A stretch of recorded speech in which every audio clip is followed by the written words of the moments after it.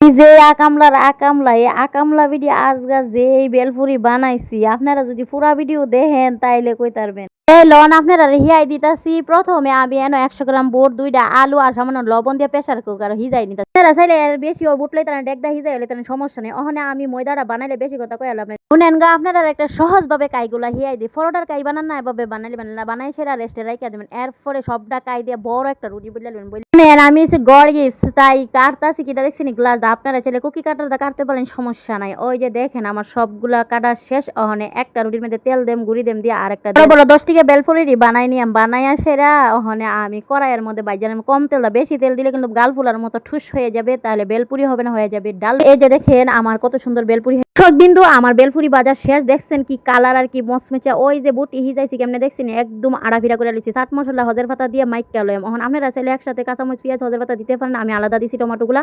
ওখানে আমি বেলপুরির গায়ে লাগাই নিব, লাগাই সেটা টমেটো সস দিয়া দিয়াম। গাইস এমন মজা হইছে, আমি মজার সুরে সব হায়ালাইছি। হাওয়ার পর লাস্টে মনে হয়েছে আর ডিম দেখি যাইছিলাম, ডিম দিছি না। এরপর আবার ডিম ফুদের আবার হাইলাম। তো আমি বিশ্বাস করেন এমন মজার বেলপুরি কোনো দোকানদার বানাতে পারবে না। আপনি ঘরে বানাই একবার দেখবেন, তারপরে আমাকে বলবেন। অত যাই হোক আপনারা কইলে আপনারা বিশ্বাস করতেও পারেন না করতে পারেন, কিন্তু মজা হইছে।